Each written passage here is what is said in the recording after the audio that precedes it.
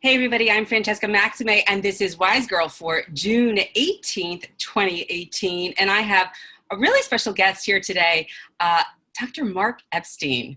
You may know him from his multiple books, which include the very latest, which I highly recommend, Advice Not Given. I don't know if you can see the title there.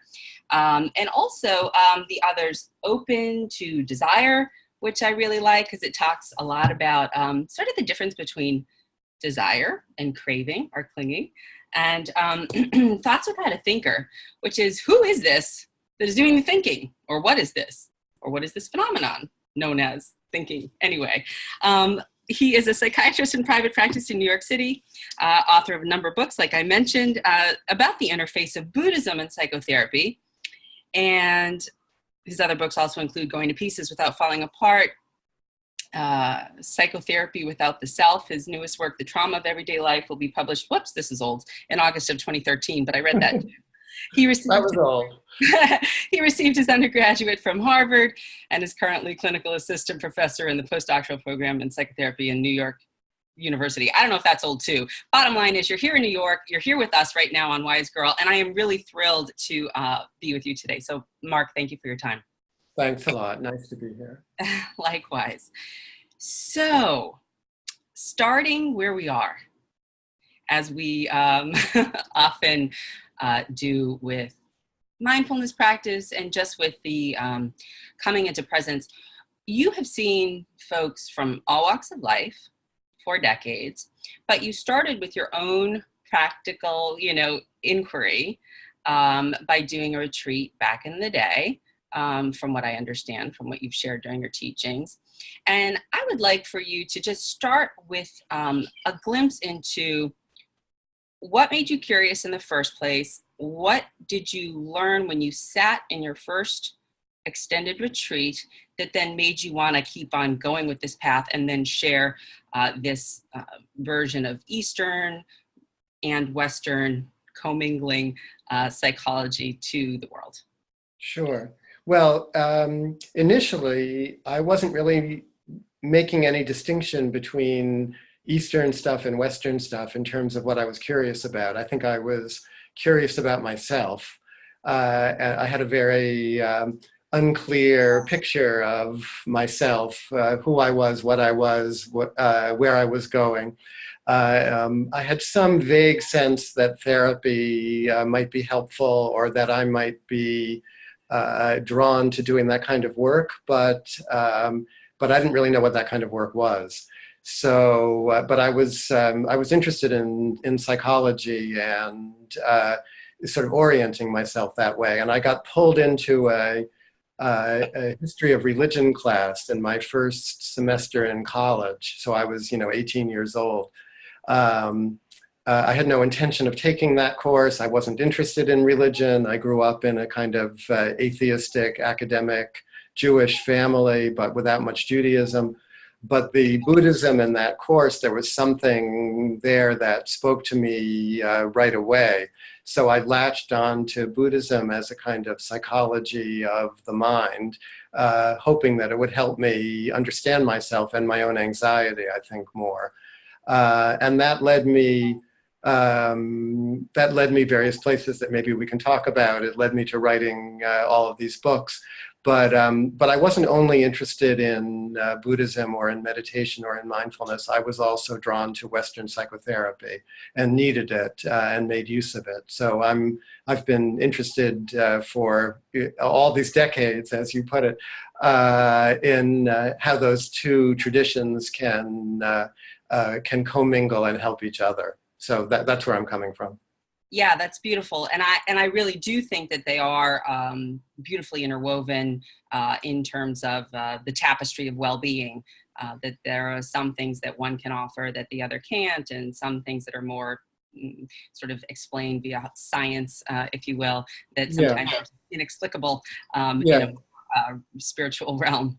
I'm not sure they're so interwoven yet. I think we're sort of at the beginning of even the two traditions talking to each other. That's what I found in my work. People are very interested. The Western psychology world is actually very interested in Buddhism. The Buddhists are not so interested in psychotherapy necessarily. They're still coming from a place where they think they are a complete path, you know, kind of the way the psychoanalysts were in the 1950s. So sometimes I have to talk to them about their personal lives, you know. Well, you know, it's so funny because I have to share this because we're both in New York City, and I've had the benefit of so many wonderful teachers here from different traditions, whether it's Indo-Tibetan or Theravadan or, you know, more the Mahayana tradition, whatever. I've had a real rich experience. And some of the teachers I find to be very embodied, and other ones I feel to be completely sort of, you know, able to sort of recite scripture, as it will, but don't really feel as though they're actually able to come into presence. And so I feel like, you know, what you're speaking to kind of can speak to some of that. Yeah, well, even the embodied ones have their own issues. It's easy to think that the spiritual thing will cure everything. But having been around now for a while and gotten to know, I feel very privileged that I've gotten to know a lot of the spiritual teachers on a personal level, so I can see, you know, more intimately what people are struggling with, and that's been very helpful for me. And it's the human path. So we all have these things, and one of the things I do find that's sort of very overtly sort of analogous, if you will, is greed, hatred, and aversion on the side of the Buddhist side. Greed, hatred, and delusion. Greed, hatred, and delusion. Excuse me. Yeah. Greed, hatred, and aversion hatred, are and aversion like, are the same. you know, different ways. They're not the same, but they're trying to say the same thing. Yeah. Right. So let's just put it this way: the pull in, the push away, and the zoning. Yeah. That's sort of the Buddhist orientation, and then to do it with the attachment theory version in you know, John Bowlby, Mary Ainsworth, psychological Western, you know, approach. Yeah. Ambivalent, avoidant, and disorganized, if you're talking about insecure attachment, as opposed to secure attachment, which we could or not get into, but the same energies are there of hungry ghost, I can't get enough, I want more of something, whatever that might be, or, you know what, I'm just going to check out, or I'm going to kind of hold it all in, so to speak. That there are these different energies that seem to parallel one another as described in these two very different systems. Yeah, well, the whole question of attachment is one that people are still mulling over, you know, because in the Buddhist world, attachment is sort of like a no-no. It's got a bad name, but in the psychotherapy world, attachment is really important because we're so focused on what happens in the early years of life.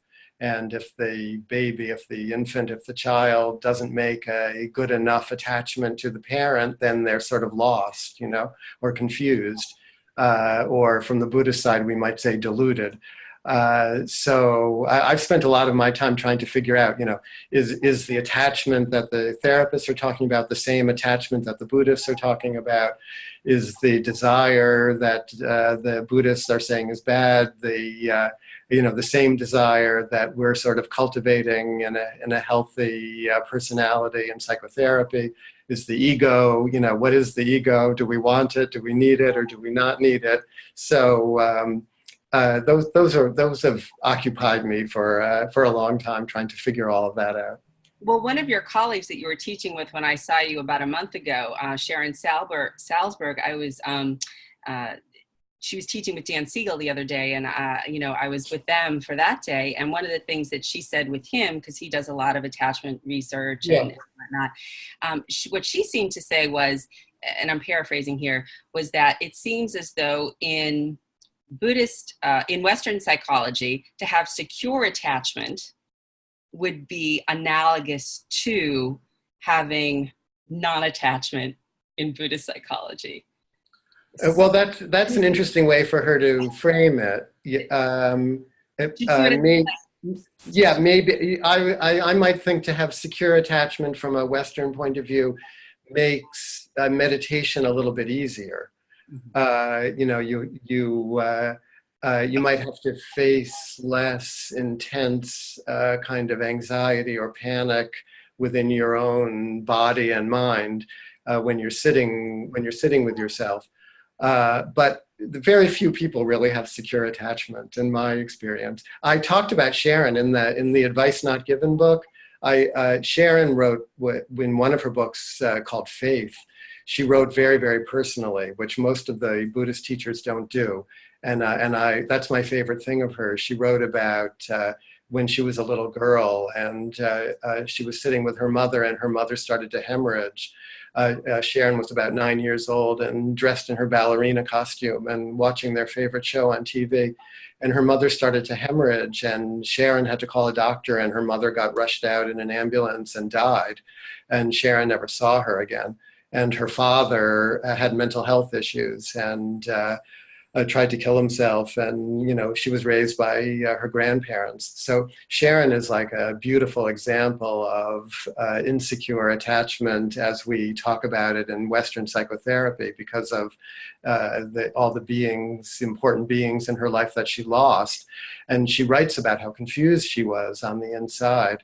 How insecure and low self-esteem, all of that kind of language, and how Buddhism, that she also found early, helped her develop a kind of compassion for herself and ability to be with herself in a real way.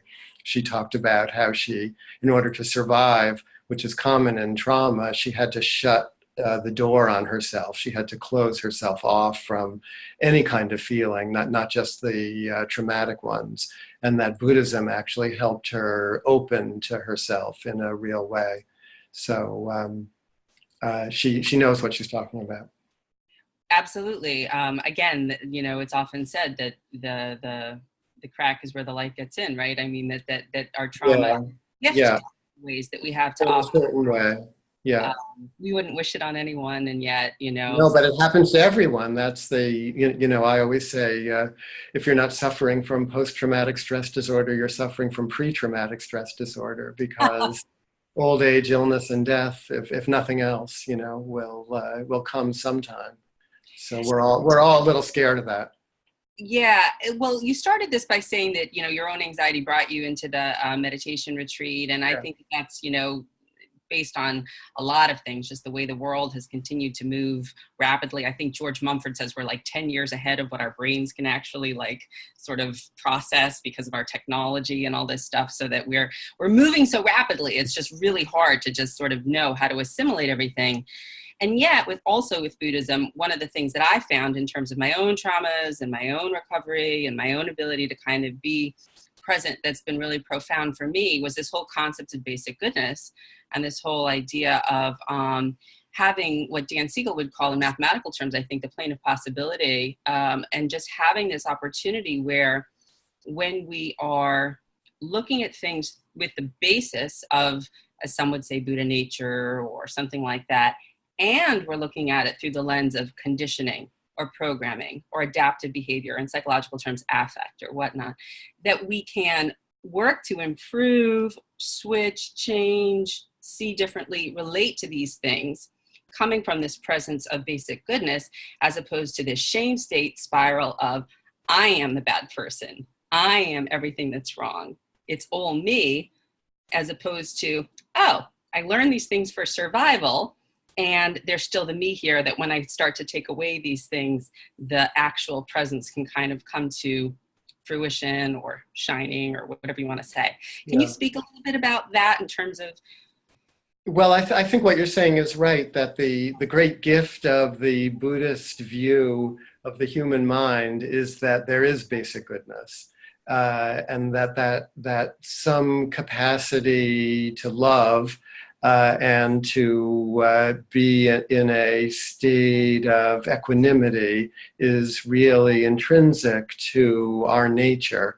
And we see that most clearly in regular life in the relationship of a parent to an infant, that capacity to care for another is instinctive. It comes immediately. There are very, very few mothers, even very few fathers, when actually in the presence of a baby, won't feel that kind of response. So there's some link there. to what the Buddha found in himself and declared was present in everyone, but that each person had to find it in themselves, that he couldn't like, just point to it and make you feel it. So there's some education, there's some schooling, there's some reason that we, from the Buddhist view, incarnate into this human form, so that we can discover ultimately what our true nature is.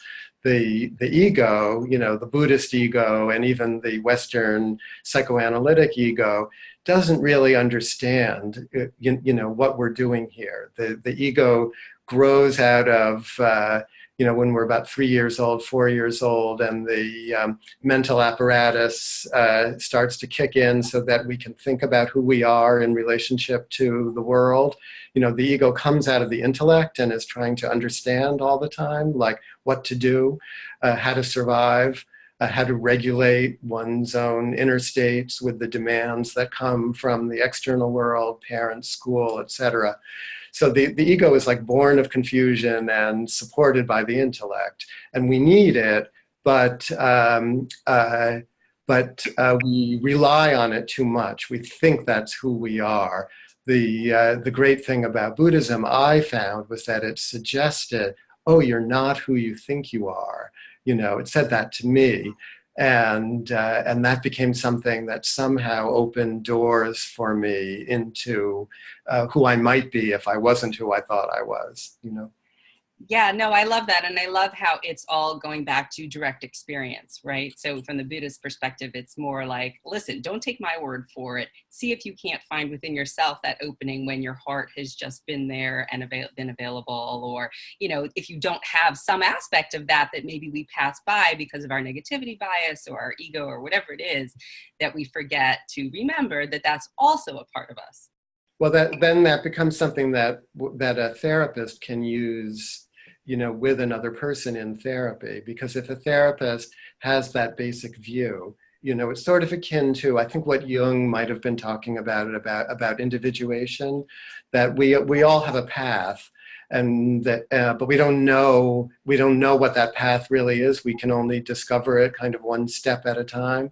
But the more we tap into what might be linked to that fundamental nature, the more we let that guide us, even if we can't quite know what that is, that can help keep us on whatever that path is that we have to discover, if that makes any sense at all. That's how I think about it as a therapist, when I'm sitting with somebody.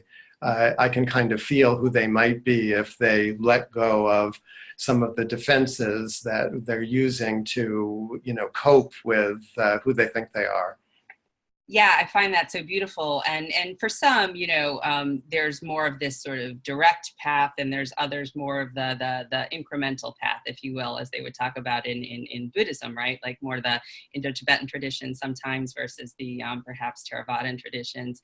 And I think therapy can often be that way, or somebody can have an insight or have a realization, or as Oprah would say, an aha moment where you kind of like things click a little bit. And then sometimes, it just takes this sort of like gradual reminder. And it's not binary. It can be both and, in the sense that you may have an insight and need the gradual reminder that like, yes, I'm basically good. And I can be reminded sometimes when I get caught in, what Tara would say, the trance of unworthiness or something, Tara Brach. You mentioned this business about being curious, and you were curious about not only your own situation, but obviously about other people, because you've dedicated your life to that. Can you talk about the role of curiosity and openness in not only therapy, but in the way in which it keeps us more in the moment and the present in terms of what actually is really happening, as opposed to what may have already happened or what we fear might happen? Well, I had a conversation once with Joseph Goldstein, who's been my primary Buddhist teacher, American Western Buddhist teacher, but who I've known for 40 years or so now. And I was heading into a week-long silent meditation retreat that I've been trying to do every year or so since my kids got old enough that I could leave them for that long. Joseph has a house that's right near the retreat center where I was going, and I stopped in to see him before, going into the silence. And I think I was a little bit apprehensive going into the retreat, and I said to him, I'm not exactly excited to be, going into this environment, but I'm not so scared either. I don't quite know what word to put on it. And he said, how about curious? And I always remembered that. It really helped me as I went in, because it's a little scary even after doing it a lot. You're going to be alone with your own mind for X number of days. But this sense that there's always discoveries to be made, either within oneself or in the presence of another person, that we never really know. We never really know everything. And we can always be surprised. That's a wonderful, that's like looking at art or listening to music.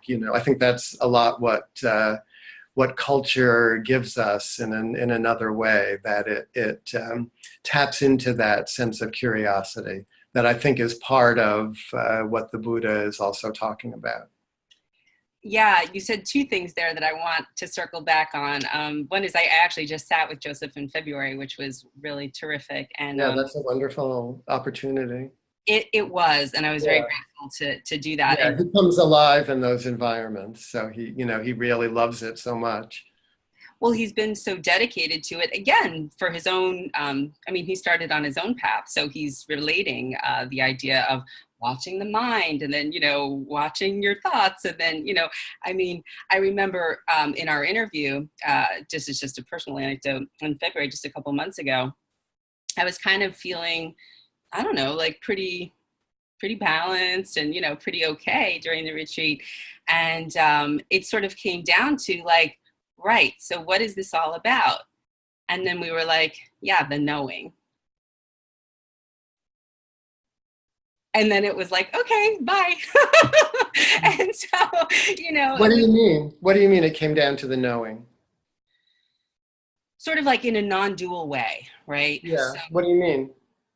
well, so this would be more the idea of that out of the consciousness comes the mind, comes the body mind. And so that there isn't really there's only the known and the knowing, meaning it's matter and mind, this whole thing, the yin and the yang, so to speak. But the idea of having this presence, as I was saying earlier, that kind of is that of which our experience is made. So we can't have experience without the sense doors of seeing, touching, feeling, whatever. What is awareness? Homo sapiens sapien, the one who is aware that they're aware. And then when you're aware of that mindful witnessing, like I can see my stuff, then who is even that, or what is even that? And then the knowing is, to me, like just sort of a placeholder for this mystery, which we can't even really get into. So when you say, what do you mean? I don't know. It's a bunch of garbage. It's a gobbledygook. But I kind of know what I mean. I don't know if you know what I mean, but it's sort of like a big question mark. But I guess that's why we stay curious. I don't know. Well, it was Joseph who brought that up, wasn't it? The knowing? The knowing. Yes and no. Yeah. He likes to go there. He likes to go there, like the knowing, what is the knowing capacity of the mind when you're sitting in meditation, and watching yourself. At a certain point, the thing you're watching, which you think is you, starts to be like kind of repetitive and boring. You've seen it all before. But that which knows, whatever that is, which maybe is consciousness, or maybe is mind, or maybe is Buddha nature, but we don't really know what that is. That's really the ultimate mystery, I think, that the knowing exists. And does it die when we die, or does the knowing continue in some way? Joseph's all about that. He's trying to get everything else out of the way until it's just you there knowing, the sound, or the Zen, slap, or whatever it is. So that he's leading there. I think I would guess that's why that came up in your conversation. Yeah, I mean, I think it has. But people don't really it's confusing at the same time. I wasn't confused, but I think it can be You were. confusing. Yeah. Okay. Yeah, because I mean, having followed sort of some of the other folks like Sri Ramana Maharshi and, sort of Rupert Spira or some of the, sort of more on the philosophical realm, it circles back to what you were saying about art. And he says, whatever consciousness is, it's the same as beauty or love, which is sort of the Bhakti tradition is sort of, Who says that? Rupert Spira. Uh-huh. But he's, he's a non-dual teacher. Uh-huh. And what I love about that is that it's very much how we can approach this inexplicable thing. I'll just call it the mystery, the question mark, the knowing, whatever you want to call it, presence, I don't know, Buddha nature, from these different angles, depending on what's your experience, Yeah. Yeah. Well, the thing about all of us is we're not enlightened. And so we really don't know, So at a certain point, we're taking somebody's word for something. Have you had an experience though where you felt that? Because I've also heard that enlightenment really, what a lot of teachers say, is just small moments many times, that there's just moments of enlightenment. Has that ever been your experience or not so much? That's never been my experience. No. No, I've heard the teachers say that. I don't know if it's their experience either. Okay, I don't know. I'm asking. Yeah. I'm throwing this out there. You've got decades on me and on us. No. But I think it's always good to kind of know sort of what's out there. I mean, we couldn't get to the moon. Well, my favorite story about that comes from my friend Robert Thurman, who's a professor. You were there when I was teaching with him. His hero, his Buddhist hero, comes from the 14th century in Tibet. Tsongkhapa, the founder of the Yellow Hat School of Buddhism that the Dalai Lama now embodies. And Bob tells this story about Tsongkhapa at the moment of his enlightenment, in his enlightenment poem, his spontaneous expression in the aftermath of his enlightenment experience, of his awakening. He said, "Oh, it's exactly the opposite of what I thought it was going to be." So Bob always says, "So what do you think enlightenment is?" Because, again, like I was saying, none of us are enlightened. So how do you imagine it? And then what would be the exact opposite of how you're imagining it? So that's an interesting way to approach it. Yeah. Because I think a lot of us think that enlightenment is, oh, we're finally like in the zone. We're like going to some exquisite place, that is not here, where we're finally enlightened. And so what would the opposite of that be? Just being exactly where you are, being able to not think that everything was so catastrophic. I don't know. Might be.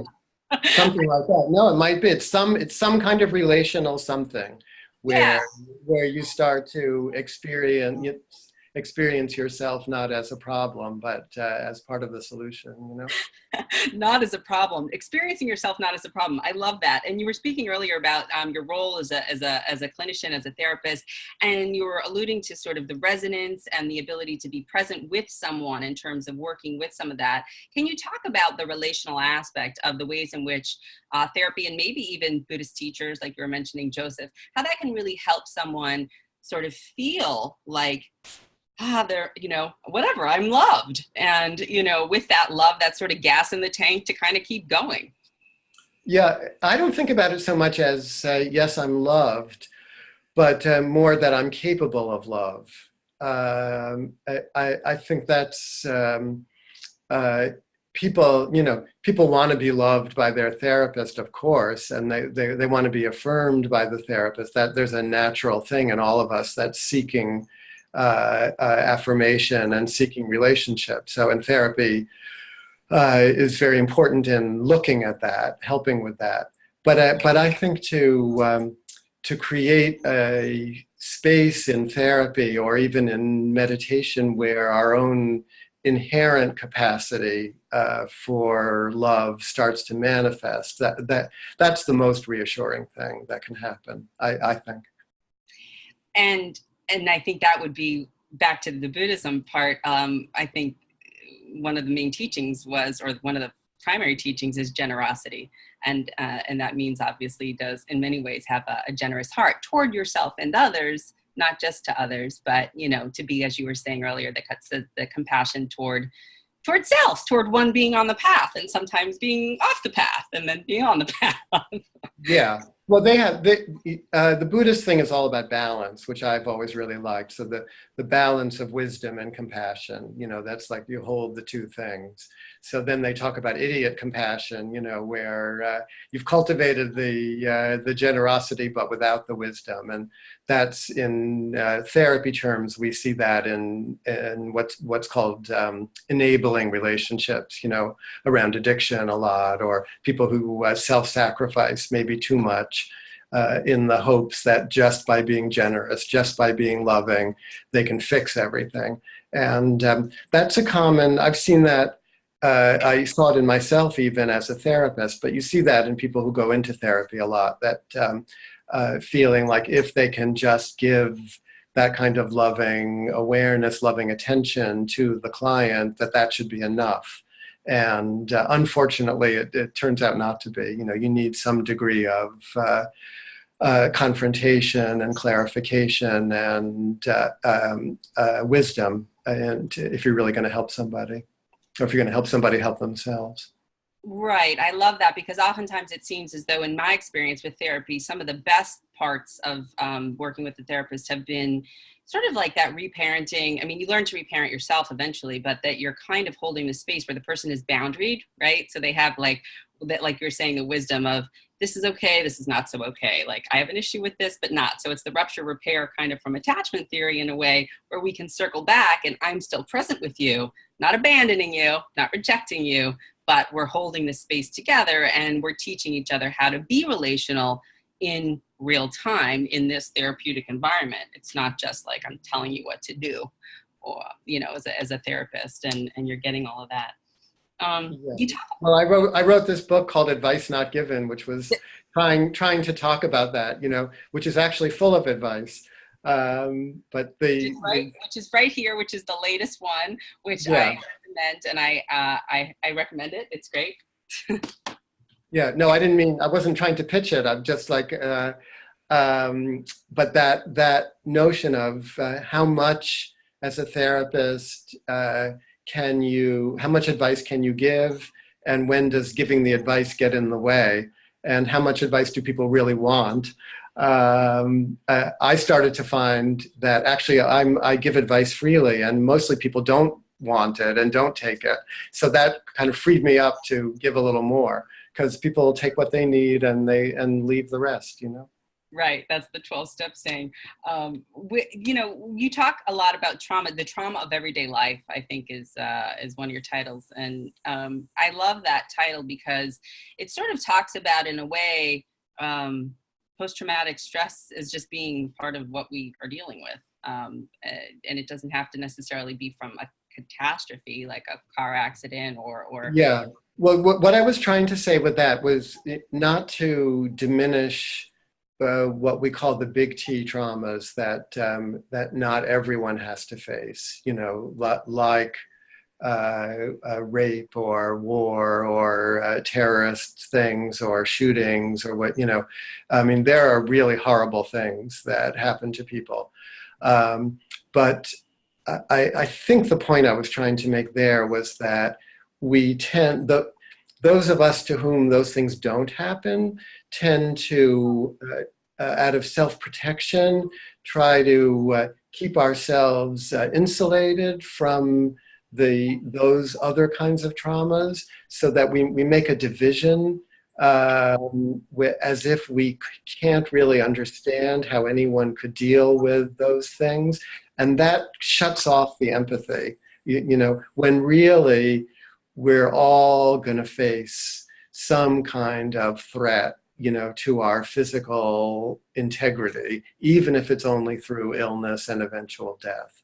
So the kinds of even extreme traumas that people face are just, you know, they're extreme examples of what we all are going to undergo. Not that we want to, but we will have to at some point.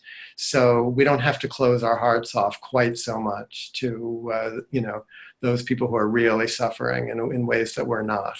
So there was something there that I was trying to get at. Yeah, no, I love that, because you're normalizing the fact that, we all have been, most of us anyway, maybe a few not, but most have been wounded in some way, even in ways that are maybe invisible. Like I often use the example, like sound is invisible, but that doesn't mean that it's not happening. Yeah. So like if we Yeah, don't, I quoted this guy, Phil Clay, who was an Iraq veteran and came back and wrote a very good book about what it was like to be in the war there. And he talked about people would come up to him and say things like, I can't imagine what you went through. And that even a friend of his who had been sexually molested said to him, I can't imagine what you've been through. And he was saying that's no help. Those kinds of people are trying to be compassionate. They're trying to be generous, but that's no help. That what really helped was being able to talk about in a relational way what he did go through, and to be heard and understood by other people who have had other things happen to them and have tried to cope with it in a similar way. The main way that we cope with anything, even a little bit traumatic, is by dissociating ourselves from the intense feelings.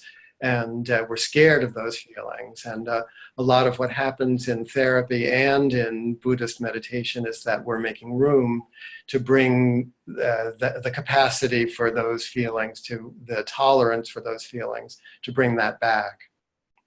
Yeah, I love that, because what you're actually saying is, here's an invitation for everyone who hasn't had the big T trauma to sort of step into the fold, so that we can become more of relational beings that that's going to help us when we do step into our own traumas. If we haven't spent our whole lives, then the Buddhist story, the Buddhist father tried to protect him for 29 years from any sign of old age, illness, and death, because the Buddha's mother actually died when he was a week old. So there he was in the palace, never having seen it. And that didn't help him. Then suddenly, when he was first exposed to the actual suffering that is inherent to the human condition, that prompted him on his quest. And are trying to live our whole lives protecting ourselves from the inevitability of things and from the suffering that's all around us. Those poor children being separated from their parents at the border, and we're like, oh, okay, I guess we have to do this, to prevent too many people slipping through. Closing our hearts in that way, that's not going to help us when eventually we have to be separated from our children, from our loved ones, which will happen. That happens to everybody. And I love how you're circling out to the macro and to the wider world, because that's really, I think, what the whole invitation is for therapy and for meditation, really, is to do the self-inquiry, so that we can then show up in a way that has a more balanced and more open presence. But there's a temptation to use it all just to insulate ourselves, to not pay attention to the news, to not pay attention to the problems in the world, just to go to a transcendent place, within ourselves. But that's a kind of defensive use of meditation, of spirituality, of bliss, of joy. That ultimately, I don't think that's the point. Yeah, I think it was Van Jones last year that said, you can't silo your spirituality or your happiness, Well, you can actually, and many people do, but Van Jones, good for him to point it out, how much people want to use it that way. Yeah, he was basically saying, release the corn, everyone's starving. We need to be fed. Yeah. I know that the time is getting less, because I know you work with folks in a clinical setting. Can you briefly touch on the role of different medications or antidepressants, and whether or not? Oh, sure. Sure. I mean, I'm a psychiatrist, which means I went to medical school, which means I can give drugs if I think it'll be helpful to people. And I always think about, in the Tibetan Buddhist tankas, in the paintings, there are these beautiful ones of the medicine Buddha. The medicine Buddha is a blue Buddha who sits with these big vats of medicinal herbs and pills and so on, and flowering ambrosias in front of him, wanting to give solace, wanting to give medicine to suffering humanity. So we're fortunate in this time and place to have maybe 3 medicines that actually help a few people. Medicines for anxiety, medicines for depression, medicines for bipolar disorder, medicines for psychosis. And so I always see the use of those as, when it's going to help somebody, when I feel it might help somebody, as like an instrument of the medicine Buddha. And I try to talk to people. A lot of people come to see me, Buddhist teachers and so on, who also might be anxious or depressed. And kind of have a negative view of the medicines, feeling that they should be able to do it all themselves. I always try to talk to them from that point of view, On the other hand, there's this yearning that a lot of people have to just be able to take a pill and make everything better. And that yearning got attached to Prozac when Prozac first came out. People wish that the antidepressants would do more than they can do. They don't really do much if you're not depressed or if you don't have some kind of chronic anxiety. So a lot of people took them and just got side effects from them. And that same kind of yearning you can feel these days around mindfulness. People are hoping that mindfulness is a kind of medicine that they can just swallow in a workshop, and then it will fix them. And unfortunately, only a very few people who have instantaneous enlightenment can be fixed like that. So, trying to answer your question, yeah, I give the pills. I give the pills if I think they'll help. And there's no real way to know if they'll help unless you try them. So you have to be very careful with them. Start very slow, do it with someone who knows the side effects. There's a few people who, if you give them an antidepressant, it actually will make them worse. And a lot of the general practitioners don't understand that. And so people can have bad side effects, and if you just take them off the medicine right away, they feel better. But if you stay on it for too long, they can really get aggravated kinds of symptoms. So, it helps to have the medical training a little bit. Yeah, that's great. And tailing on that, and then we'll close out. My last part about that is how much of this, in terms of, we talk about mindfulness, we talk about therapy as sort of being, we think of it anyway, as of the mind, but a lot of stuff is now shifting to include more somatic orientations and trauma being stored in the body, or energy being locked in. How does that sit with you from where you are? And also, how does it relate or not to what you understand about Buddhist traditions and the meditation practices that have been around for thousands of years? Yeah, well, we tend to see the body and the mind as 2 separate things, but actually they're connected, So all the neurotransmitters that are found in the brain are also found in the intestines. The nervous system goes from the brain into the body. So of course, emotional experience is stored in the body as well as in our memories. It comes up in the body as well as in our dreams. What I found is that a lot of the somatically trained people are not trained cognitively or mentally the way psychoanalytic psychotherapists are trained. So they can get into deep relationships with people where they're pulling on all the stored emotion, but they don't really have the training to handle what comes up interpersonally when you're touching someone at that deep level. So there's a real need, like in every duality, in every polarity. There's a real need for balance. And a lot of the psychotherapists, are only coming from a mental place, and so have neglected the role of the body that pioneers like Wilhelm Reich and Fritz Perls a little bit in Gestalt therapy were trying to bring that back. So there's a whole world of therapists who are just working from up here. And then there's a whole world of body-oriented therapists who are just working over here.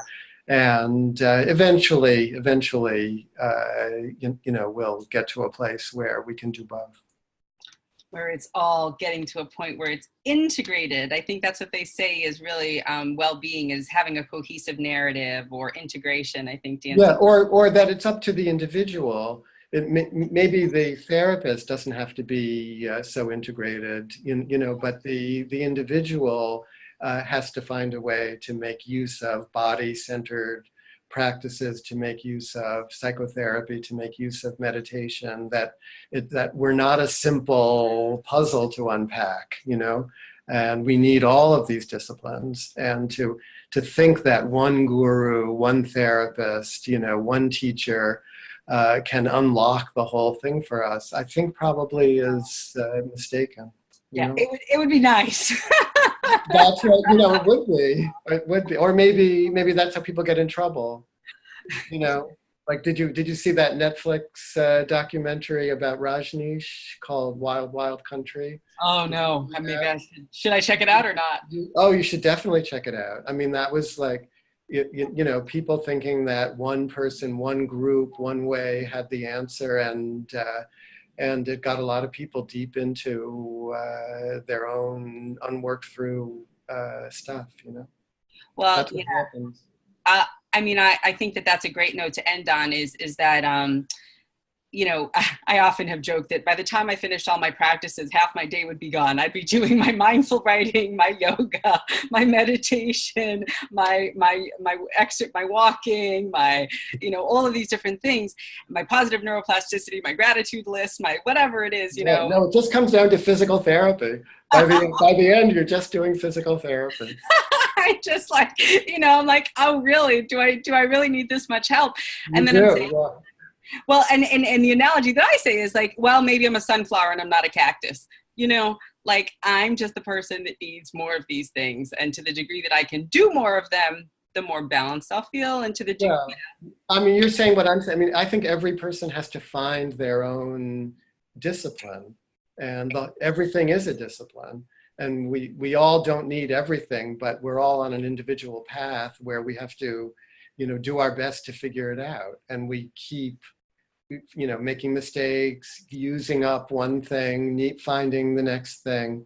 Or sometimes, like for me, the Buddhist practice has stayed vital, since I was 18, 19, 20 years old. So either that means I'm a very slow learner, or else there's something really there.